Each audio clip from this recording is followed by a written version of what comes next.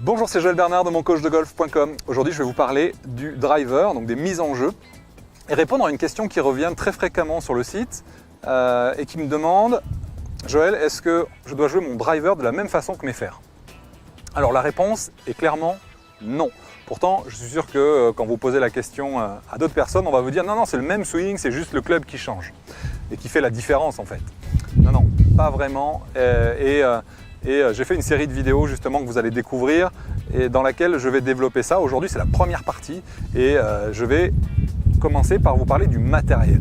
Vous allez voir qu'il y a des différences vraiment marquées. Je vais mettre l'accent sur 3 en particulier et répondre évidemment à cette question en la développant un petit peu plus que par oui, il faut faire un swing différent.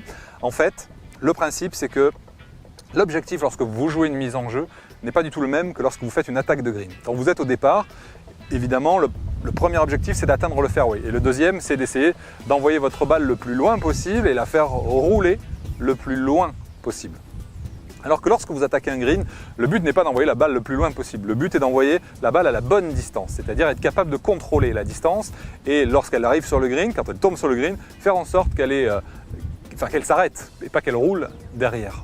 Donc là, on est sur une notion essentiellement d'effet rétro. C'est-à-dire qu'on va essayer sur les drives, sur les mises en jeu, on va essayer de limiter l'effet rétro avec plusieurs conséquences que je développerai dans une prochaine vidéo. Alors que sur les fers, on va essayer au contraire d'imprimer de l'effet rétro, ce qui, en plus de faire arrêter les balles sur le green, permet de mieux contrôler la distance.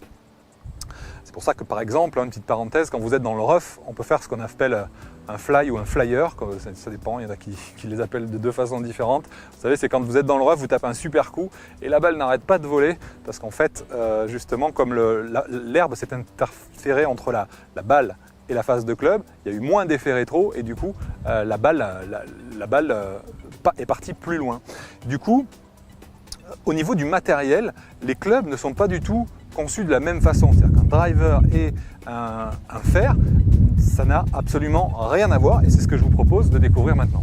Alors voici maintenant donc les 3 différences vraiment flagrantes entre un fer et un driver. Donc j'ai pris évidemment un driver et j'ai pris un fer 7 à titre d'exemple. Donc évidemment, la première différence, c'est la longueur du manche. Évidemment, plus le bras de levier est important, plus la vitesse à l'impact sera grande. Donc pour un driver, le manche est beaucoup plus long. Donc là, je vous apprends rien, on le voit. Si votre sac rentre pas dans votre voiture, la première chose qu'on fait, on enlève le driver et le bois 3 pour que ça puisse passer. Donc ça, vous l'aviez déjà remarqué. Mais simplement, ça donne une différence quand même significative entre la distance lorsque je suis avec un fer 7 et la distance lorsque je suis avec un driver. Donc ça va forcément influencer énormément le swing et je reviendrai là-dessus puisque dans cette vidéo le but c'est pas de vous montrer la différence dans le swing, ça va être déjà des différences dans la position de départ.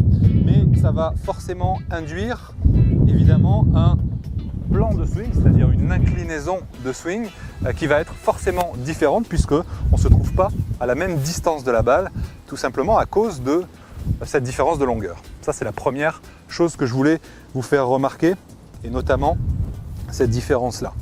La deuxième différence qui est quand même importante, c'est la notion de lie. Le lie, c'est, vous voyez, l'angle du manche par rapport au sol et vous voyez qu'avec un driver, le lie est plus plat, ce qui bien sûr va influencer également le plan du geste, mais ce qui est important ici de voir, c'est que ma position de départ, évidemment, va être soit sur le tiers avant si vous êtes un aérien, soit sur le tiers arrière si vous êtes un terrien, avec une position plus basse. Ça, je vous oriente vers ma série de vidéos gratuites, les 7 clés d'un swing régulier, que vous trouverez sur le site si vous ne connaissez pas encore, pour savoir si vous êtes aérien ou terrien. Donc une fois que vous avez vos appuis d'aérien ou de terrien, ce que vous devez faire, c'est tout simplement chercher à avoir les mains toujours au même endroit. Les mains au même endroit, c'est quoi? C'est à la verticale des épaules. Okay, alors pour les terriens, ça va être un peu plus près, pour les aériens plus loin, mais grosso modo, si vous laissez vos mains tomber à la verticale des épaules, c'est juste. Ce qui veut dire que ça vous évitera d'avoir ce genre d'erreur. Je vois beaucoup de joueurs qui prennent le drive avec une position différente du fer les mains, la position du manche est différente, mais les mains, elles, sont à la même hauteur. Donc ça, retenez bien cette deuxième chose. Et la troisième chose qui est vraiment importante et qui change, et ça peu de gens le savent, c'est que lorsque j'ai le driver comme ceci en main, regardez la face de club, ici, la face de club est en avant du manche. La face est en avant du manche. Et lorsque je prends un fer, regardez la face de club, si je mets le grip dessus, est en arrière du manche. Je vous ai parlé tout à l'heure d'effet rétro. Si on veut mettre de l'effet rétro, il faut frapper la balle de haut en bas. Du coup, l'angle d'attaque avec un fer est plus descendant. C'est ce qui fait que la face est reculée. Lorsqu'on doit frapper un driver, l'objectif est de diminuer l'effet rétro, j'y reviendrai plus en détail, vous inquiétez pas, dans les prochaines vidéos, et du coup on doit favoriser une frappe en remontant. Donc concrètement, comment c'est différent avec un driver? Eh bien, ici, on va avoir des positions de départ qui vont être très différentes. Le point commun, c'est que le bout du grip va venir pointer vers l'intérieur de la cuisse gauche, ici. Mais si vous pouvez constater ici, le club est en position, le manche est en position avancée, alors qu'avec le driver, le manche est plutôt dans une position reculée. C'est-à-dire que les mains sont plutôt au niveau de la tête du club et certainement pas en avant. Donc vous voyez, déjà ces modifications-là, ces trois modifications-là, qui sont prévues déjà dans la constitution du club, dans la fabrication des clubs, c'est pas anodin. C'est pour une raison très très simple, c'est qu'ensuite, ça va induire un geste qui va être complètement différent. Mais ça, j'y reviens dans la prochaine vidéo. À bientôt. Alors surveillez votre boîte mail car je vous envoie la vidéo suivante intitulée « Les 3 erreurs à ne pas commettre avec votre driver ».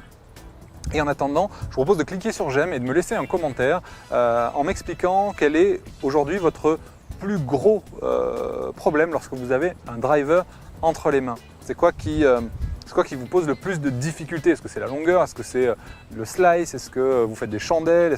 Donc indiquez-moi tout ça. Comme ça, je pourrais vous aider au mieux par la suite sur les prochaines vidéos. Donc je vous remercie. Si vous n'êtes pas encore abonné à ma newsletter, vous pouvez le faire en allant sur le site moncoachdegolf.com. Vous pouvez également vous abonner à ma chaîne YouTube et à ma page Facebook. Je vous dis à très bientôt.